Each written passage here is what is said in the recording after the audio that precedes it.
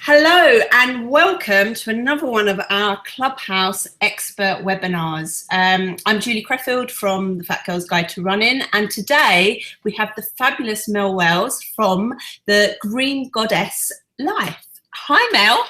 Hi Julie, I'm so excited to be here. Well, I'm really excited that you're here because you're only just back in the UK after doing one of your fabulous retreats in Bali.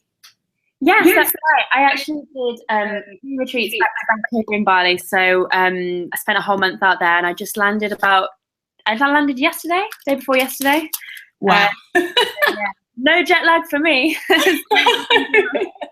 So all month we've been focusing on nutrition, and we've been using your book as a kind of a starting point, really, to have some conversations about all kind of aspects of nutrition.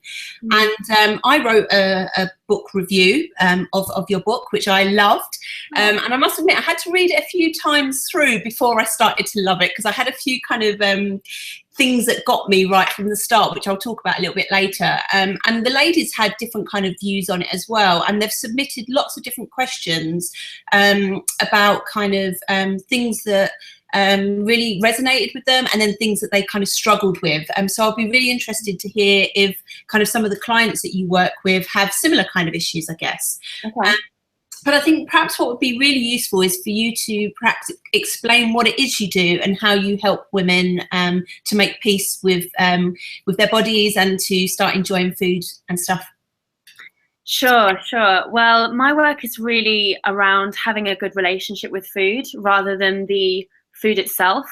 I help women heal their relationships with food, have a good relationship with their body again, connect with their body, listen to their bodies, and all in all, reclaim those parts of their lives that were lost on consuming thoughts about weight, about diets, about food, about the next meal, the next set of rules. And I'm super passionate about that, because that's how I spent a long period of my life, about 6-7 years. I had a really awful relationship with food, really had no confidence in myself, really didn't like who I was or what my body looked like. And I lived with an eating disorder for about 6 years, and I kind of realized that I was looking in all the wrong places for what I was actually searching for. I trained in nutrition, I started teaching nutrition, but I still wasn't getting it. I still wasn't learning. I still wasn't understanding how to actually find happiness, find peace. So when it kind of clicked into place for me, and I realized it was all about self-love, but also loving yourself enough to live a healthy lifestyle, rather than just like, okay, I'm going to practice self-love and then abandon the healthy lifestyle, which I think a lot of people get messed up. It's not the same thing. So I teach self-love, but in a way in which you can go, okay, I'm going to make these upgrades to my lifestyle out of love for myself. And what I was curious about was, and this is partly, I guess, my prejudices, the women that you work with, do they tend to be kind of really overweight women, or are they kind of more average women, maybe with a little bit of extra weight, that are just not happy with their body? So that's kind of something I'm just a little bit curious about. Do you know what? Literally so much variety. Most women that I work with have been on diets their whole life in one way or another. And as I'm sure you know, diets obviously end up making you gain weight in the long run anyway. So I've got, I work with some women that know they've got emotional eating issues, or they know that they're binge eating, or they've tried every diet under the sun and they can't lose weight. But on the other end of the spectrum, I've also got women who, similarly to me, have had real control issues around food, or they've had eating disorders and they don't know how to eat normally again, or they're just women who are completely look like normal healthy women on the outside, look like they would have no issues around food whatsoever, but actually they really are deeply unhappy in their body and don't know how to change that. So it's a massive variety. Yeah, I think that's been the eye-opener for me, because my sister recommended you to me. She sent me a link from one of your Facebook ads, and she was like, oh, you've got to have a look at this girl, she's really good. And I was a bit like, oh yeah, it looks good, but she's already slim, and she's probably never had the problems that I've had. And I've got 3 sisters, and they're all slim. And so I feel like I'm the fat one, and I'm the one with the issues, the food issues.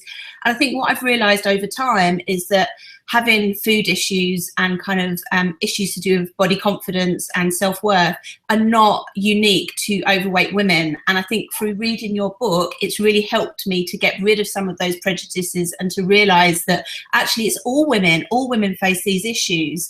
And I think, you know, you are a beautiful, gorgeous lady. And when we look at your photos on Instagram, there are those kind of, I get these pangs of, God, you know, I'd love to look like you. And I think it's really, I think reading the book, I had to come to terms with some of those kind of issues that I had about kind of, I guess, taking advice from someone that I think perhaps has never experienced what I've experienced kind of in terms of my big body.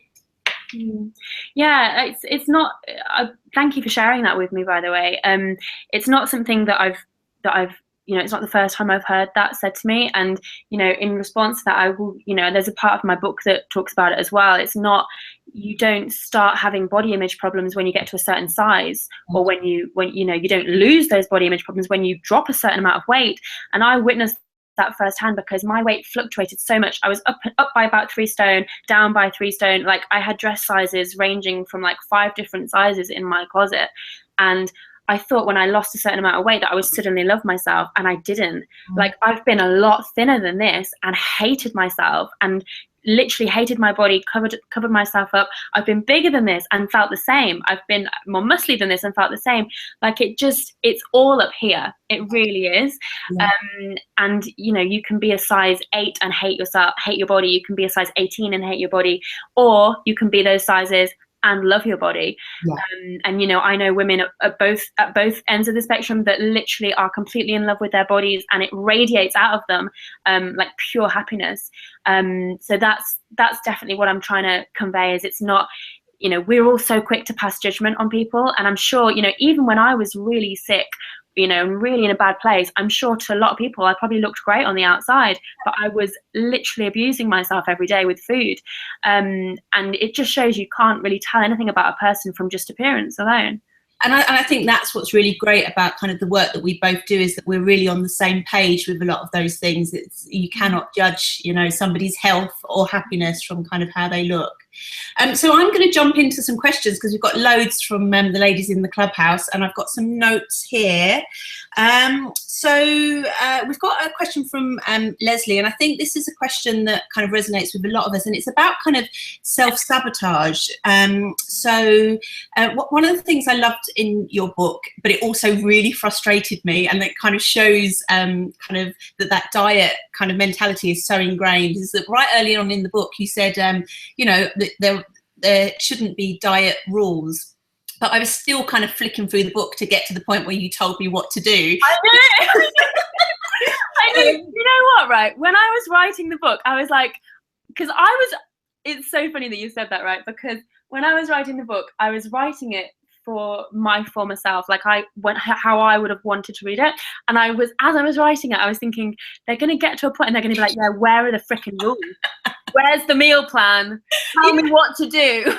Yeah, seriously. And actually it was brilliant because that really illustrated kind of what is so wrong with kind of that mentality. It was brilliant because I literally was like getting to the last pages thinking it's going to be here somewhere, and it just wasn't, you know.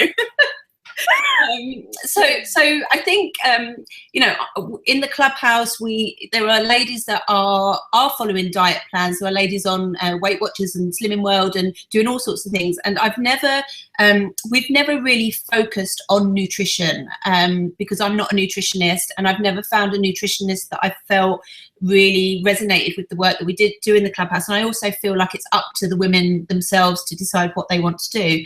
But we do kind of explore different kind of rules and ways of thinking. And there is still a bit of a tendency to think, oh, I've been good or I've been bad. But often what we do talk about is kind of sabotage. And Leslie from the Clubhouse says, do you have any tips for overcoming sabotage and particularly remembering to love yourself when the chips are down? Yeah, I mean, with sabotage, it's interesting because in the diet world, when we talk about sabotage, usually it's because we've placed an awful amount of pressure on ourselves to eat a certain way or to follow a certain amount of rules. But you'll actually find when you are able to ditch all those diet attachments and rules and make those shifts into I'm creating a lifestyle, I'm designing a lifestyle, you won't ever feel like you're sabotaging, because sabotage feels like when you're on track and then you're off track and then you're on track and then you're off track and then you tell yourself, oh, I'm sabotaging myself.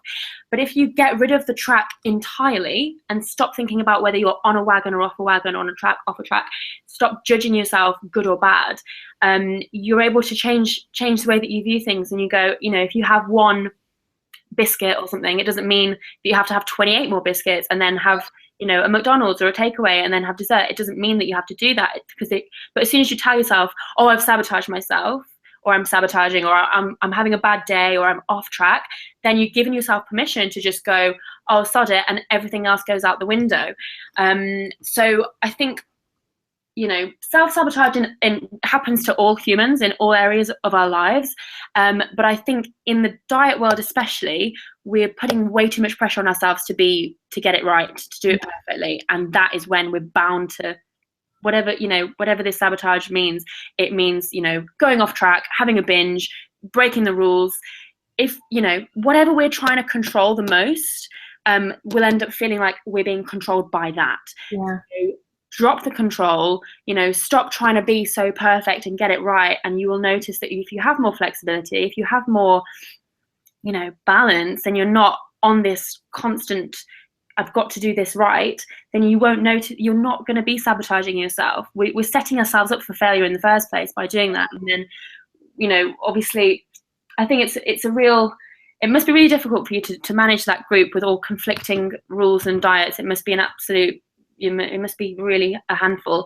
I mean, I think the fact that we don't, the focus of it is much broader. It's more broader about kind of fitness and health and happiness, and we don't necessarily celebrate weight loss, and we don't really encourage people to talk about the detail of their diet plans. And I think there is definitely, you know, I focus on kind of listening to your body. And so a lot of, because I wrote a book called New Year, Say New, and it did have a nutrition part of it. It was just my views on kind of food. And actually there was a lot of correlation between what I say in my book and what you've said in yours. So that was good that we were kind of both on the same page. And one of the things I absolutely loved in your book, which I've been trying to do a little bit more, is I can't remember how you phrased it, but it was more about, rather than taking the bad stuff out, it was about crowding your diet with good stuff.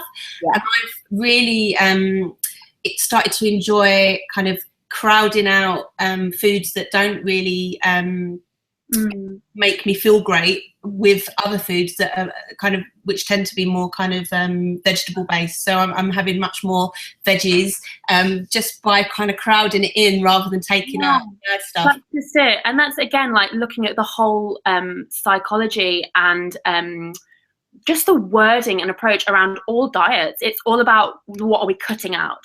You know, it's like, this is sugar free, this is dairy free. It's all like getting rid of stuff, and it's all about us trying to lose weight. It's about us trying to make ourselves less. Yeah. You know, diets make us feel like we're living a lesser life because we're missing out on things. We're restricting our social life. It's all about negative. And if we can completely change that around and make it all about positive, about like bringing great new stuff into our great new healthy lifestyle, we're adding in more fun, we're adding in more, you know, more adventure, more variety, more colors, then it changes our attitude as well. And it makes it actually, okay, this is actually enjoyable. This is actually something that I am actively creating for myself. It's not something that I'm trying to rid myself of or strip away. Yeah, and actually that leads nicely on to the next question, which came in from Mandy, which is about kind of office environments. And I remember when I worked in an office, it was really difficult. The culture of cake and biscuits, and any occasion was all about food, and it was never homemade food. It was always packaged. It was whatever the closest supermarket was. It was that kind of stuff that everyone would bring in. Yeah. How do you create kind of coping strategies for those quite overwhelming cultures of processed food? Do you mean like the pressure to have something in the office? Yeah. Yeah, I think with that kind of thing, it's really about taking ownership about like the life that you really want. You know, if you're spending every day in that office or 5 days a week, then it's not a one-off anymore. It's your life. So what do you want your life to look like? Do you want these biscuits to be a part of your life? Do you want chocolates to be a part of your life? If it's a one-off, great. But if you're there every day, then it's not a one-off anymore. Yeah. I think a lot of this is about taking ownership of who you are, of what you really want to create. I think with us Brits especially, we're so terrified of upsetting anyone, and we so want to be liked and we so want to fit in that we're like, oh, can't possibly say no because everyone will look at me and everyone will think that this, that, the other. Yeah. And actually, if we get really honest and go, what's the worst that can happen if you turn that down? What people don't care. People really don't. People are living their own lives. So yeah, and the chances are there's a whole heap of other women and men in the office that would prefer not to eat that stuff as well. You know what? Exactly. Most of them would. So I would take ownership over, like, if you don't want it, don't have it. You know, have healthy stuff there. If this is a recurring theme and you've got someone constantly bringing in donuts or chocolates or Quality Street, whatever, have a chat with whoever's in charge, and say, let's have healthy snacks. Let's have a fruit bowl there. Let's have nuts, and then I'm sure if, you ask around, pretty much every woman there is probably going to be like, oh, I should really do that as well. So make it happen, don't just be a victim to like, yeah, I'm just going to go along with it. We had another question that leads on to that from Jennifer, and it was around kind of working night shifts or unsociable hours, or having to eat when you get the chance rather than listening to hunger signals. Having to eat when you get the chance rather than listening to hunger signals. Okay, so what? So she has.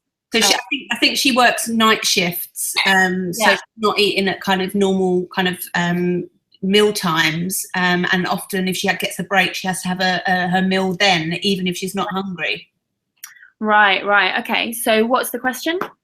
I guess just kind of how to deal with that, how to eat when you're not hungry. And she says she often uses sugar as a way of perking herself up kind of between meals. Right. Yeah. I mean, for that kind of thing, you'd obviously be needing to prep. You need to have something there. You need to be thinking ahead if that's your life. If that's your lifestyle, then you have to kind of come to terms with that's the way it is. You have to prepare things. You have to know what gives you like sustainable energy long term, because sugar is not sustainable, and that's obviously not something you want as part of your lifestyle long term. So yeah, I'd be looking at like really prepping stuff in advance. Yeah, definitely. Sharon wants to know about hormonal eating, and she says that just during 1 week of the month, she just finds that she has no control whatsoever. So it's really interesting that the word there again, control. Yeah, it's interesting, isn't it? This is like, I can hear, like, it's so funny because I can hear in the questions that I'm speaking to dieters.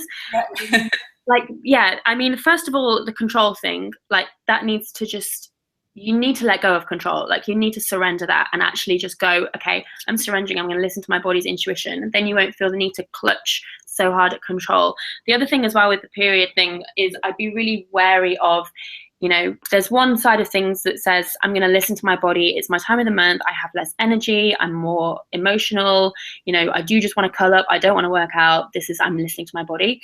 You need to be aware of that versus I'm giving myself permission to eat whatever I want for a whole week and just completely pig out because that is 1 week of every single month that you're kind of giving yourself permission to do that. And I think when you're on your period, when you're, or PMSing and you're in this emotional state, it's just part of being a woman. And I think we need to support that. I think we should always be supporting our body, and supporting our body doesn't mean feed it junk food. If you're craving chocolate, you can make something with chocolate or have some dark chocolate, but it doesn't mean you have to completely go overboard because of using the period as an excuse. That is part of a woman. It's part of who we are every single month. Do you want it to be the same every single month? You just have a week of just eating crap and just blaming it on the period. You've got to kind of be self-aware of the stories that you're telling yourself around that as well. Yeah, for sure. So another one which kind of leads onto that thing about rules and diets. So Charlotte wants to know kind of any resources that you suggest, and she said like checklists and charts and lists and things like that, which kind of goes back to the idea of having rules, doesn't it? Yeah. What does she want? Checklists and charts? I guess just things to keep people on track. But it's interesting that that's kind of the opposite of. Yeah, we've like diet culture has led us to believe that we are useless without structure and rules and charts and points and sins and all this kind of bullshit. Our bodies are so clever. Like, our bodies do not want to be overweight. Our bodies do not want to be on a diet. Our bodies do not want to be manipulated. If we actually tune into what makes our bodies thrive, what makes our bodies feel great, what makes our bodies want to move, what gives us that energy, and we look at, obviously nutrition is fantastic, massive amounts of research out there for you to do and find out what works for you. But our bodies are so smart, and yet we're trying to completely go against them by sticking them on these massive list of rules and systems, and it's just not sustainable. It's not, let's be honest, diets, we all know they don't work. Like, they don't work in the long run. They might give you like some quick weight loss in 3 weeks, but in a year you're going to be in the exact same spot and you're not going to have learned anything. Yeah. So I would say in the Clubhouse, there are a range of different types of women. There are women that are dieting, women that are giving up diets. There are women that are on a kind of weight loss journey or a kind of health journey. They want to improve their health and change their body shape. And there are also women that would probably describe themselves as kind of maybe fat positive, or just in that kind of movement of like, this is my body, this is my size, I'm happy with my size, I've got high self-esteem, I just want the world to leave me alone and stop going on about becoming slimmer. So a question here from Jo, and she on the Facebook page, she was a bit like, I don't quite know how to ask the question, but it's about what would you suggest for someone who loves themselves, who loves their body, doesn't have kind of low self-esteem, but still eats unhealthy food? Someone that is super happy with their body, loves themselves, but is eating healthy food. Is eating unhealthy food foods, and doesn't know how to stop. Does she want to stop? I think she does, yeah.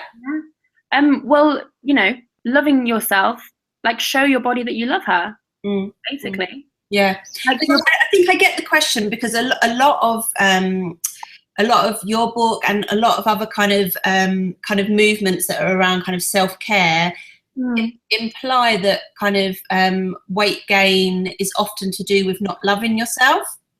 So for women that are quite comfortable with their bodies and do love themselves and still happen to be overweight, it can be quite challenging to think that the rest of the world believe that they're overweight because they don't love themselves. Yeah, it's not the case at all, actually. And I think a lot of the time we confuse food with love as well. So a lot of the time we do love ourselves, and then we're eating, and it's kind of a mixed message for that self-love. I totally get that.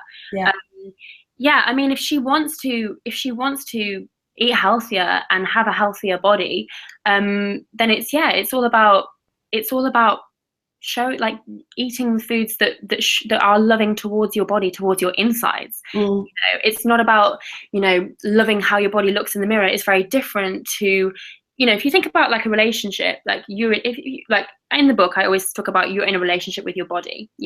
So in a relationship between two people, you don't just love them based on what you see. If you're loving to a child, to a daughter, for example, you want to give them respect, you want to nourish them, you want to nurture them.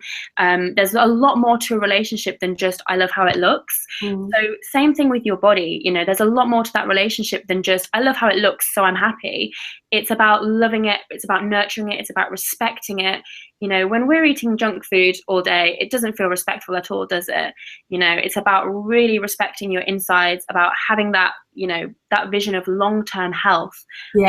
Rather than just, it doesn't matter if you want to change your body or not. It's about looking after your body. Yeah. And I think that kind of looking to the future and looking at, nobody wants to look back with regrets and say, oh, look, because I was confident in my big body and I ate what I wanted, and now I've got this ailment or this ailment, which is kind of irreversible. Exactly. Like, we're so caught up on how everything looks on the outside, but this is literally, your body is your home for life. So it's take care of it. Like, I'm not saying that if you're overweight, I'm not saying that you need to lose weight at all. I'm saying look after yourself, like take care of your body. It's your home. So maybe it's a kind of shift towards kind of loving your insides of your body rather than kind of the outer stuff that you love. Yeah, exactly. It's just knowing how we define love. Yeah. Love is not just like, I'm going to look in the reflection and tell myself that I love myself. Like, love is way deeper than that. Like, the love that you have for yourself is not two-dimensional. You know, it's about a full, you know, unconditional love in all areas. You know, and on my retreats, I run a workshop that's about identifying what a good relationship is. And in a good relationship, you know, there are all these factors like trust. So how can you bring more trust into the relationship you have with your body? Respect. How can you respect your body more? Loyalty. How can you be more loyal to your body? You know, commitment, nurturing, time, space, all these things that we think that we expect in a good relationship, but we're not giving them to our body. We're not giving them to ourselves.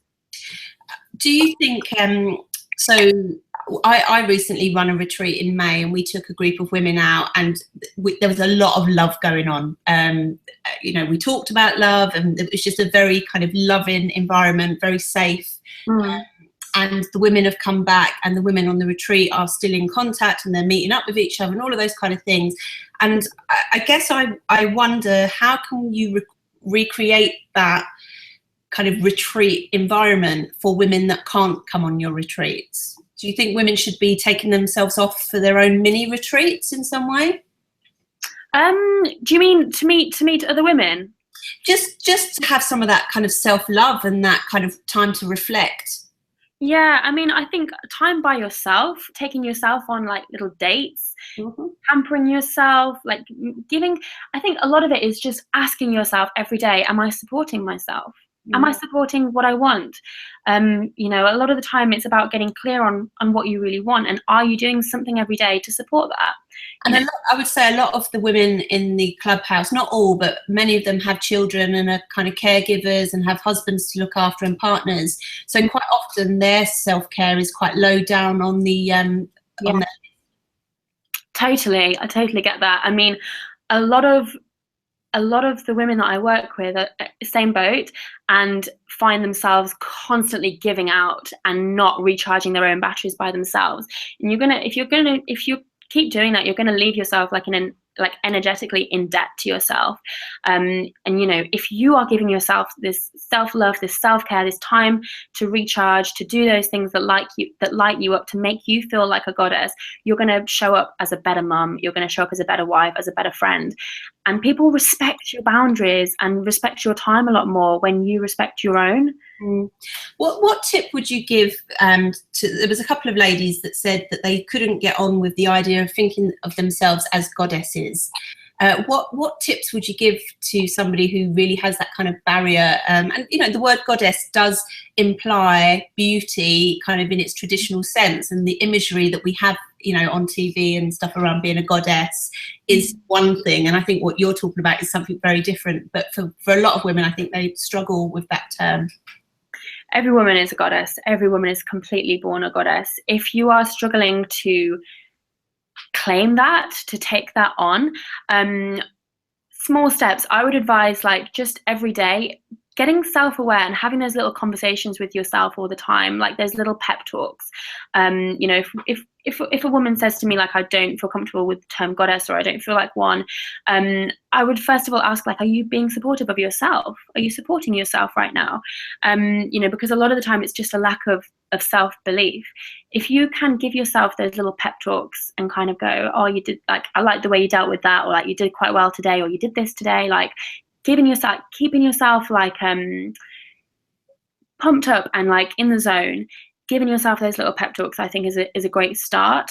I would also, like, you know, be brave enough and speak to the women around you and say, like, tell me, you know, what do you love about me? Tell me these things, because sometimes we need that and we don't really believe what comes back sometimes. Yeah, and we definitely see that in the Clubhouse. So we have lots of women will post photos, and then they're a little bit surprised at the really lovely comments they get back about, you know, how beautiful they are or how strong they look, or, you know, it's a really nice place for women to hang out and to feel supported. And you know, we have our friends and family that love us, but quite often they don't tell us why they love us, or that we're, you know, nice noses or whatever it is. The thing is as well, again, we place so much emphasis on appearance. So like for a lot of people, like you said, like the term goddess, they think of a certain look maybe. Right? It's so wrong. What I think a good exercise is to name one thing that we love about ourselves each day. And at first it might be really difficult, but just write it down. Like, one thing that I love about me is, and it can be anything, like I'm a good friend, I am kind, I am generous, or whatever it is, anything. And just every single day, and just notice how much easier it gets every time you just do it. And it will instill like a lot more confidence in yourself. I think self-love is not just something that happens overnight. It's not something that you go, okay, I've decided I'm worthy, let's do this. It's like a constant daily practice, like yoga. You have to do the work, don't you? You have to remind yourself, and you have to do the work. And it's the same, you know how we talked about like crowding out the, like crowding in great foods rather than focusing on what we're lacking, focusing on what we're going to gain. Same thing with your thoughts, like crowd out that negative shit with positive vibes, with great words, with great intentions, with great new, you know, mantras and affirmations and things that you can tell yourself. Crowd out the negative self-talk with all that great stuff until it's your default, until it's all you hear. Yeah. Brilliant. That's really good kind of bits of advice there. So I've got a real question that I'm dying to ask. Do you run at all?